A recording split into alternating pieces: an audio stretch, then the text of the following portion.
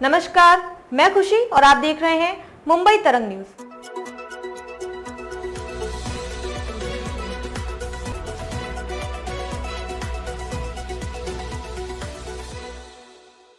Property के कागज पर नाम का मतलब यह नहीं कि आप मालिक भी हैं।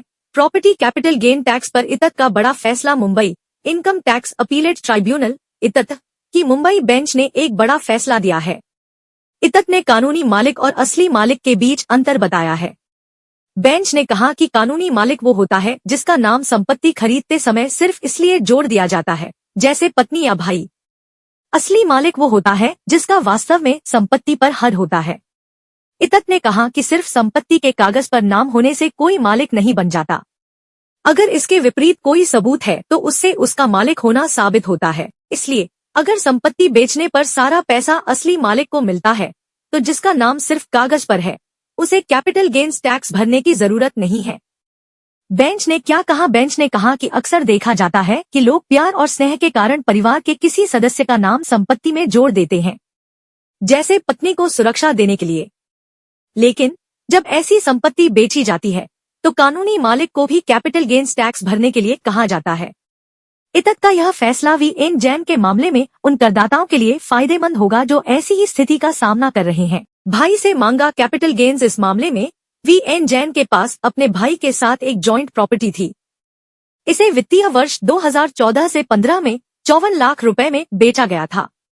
इनकम टैक्स अधिकारी ने देखा कि ऐसा कोई पारिवारिक समझौता नहीं था जिसके तहत जैन ने बिक्री से पहले संपत्ति पर अपना अधिकार छोड़ दिया हो। इसलिए उन्होंने कहा कि जैन को बिक्री से मिले 27 लाख रुपए पर कैपिटल गेन्स टैक्स लगेगा।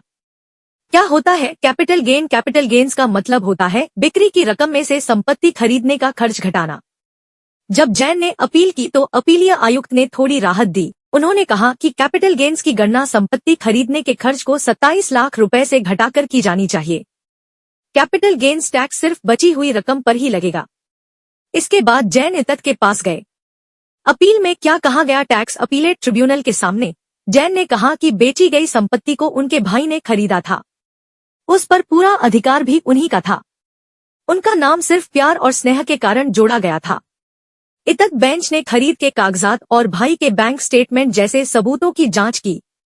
बेंच ने यह भी देखा कि भाई ने अपनी आईटी रिटर्न में बिक्री से मिली पूरी रकम दिखाई थी। लोगों को मिलेगी बड़ी राहत। इतत ने कहा कि जैन ने न तो संपत्ति के लिए पैसे दिए थे और न ही उन्हें बिक्री से कोई पैसा मिला, इसलिए उन पर कोई कैपिटल गेन्स टैक्स नहीं लगाया जा सकता। टैक्स एक्सपर्ट्स ने इतत के इस फैसले का स्वागत किया है। उनका कहना है कि यह फैसला प्राकृतिक न्याय के सिद्धांतों को बनाए रखता है, साथ ही यह उन लोगों पर गलत टैक्स लगाने से भी बचाता है जो संपत्ति के असली मालिक नहीं है।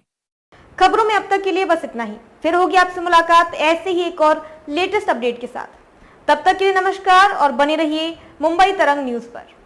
ऐसे ही ताज़ा अपडेट के लिए हमारे YouTube चैनल मुंबई तरंग न्यूज को सब्सक्राइब करें और तुरंत नोटिफिकेशन पाने के लिए बेल आइकन प्रेस करना ना भूलें।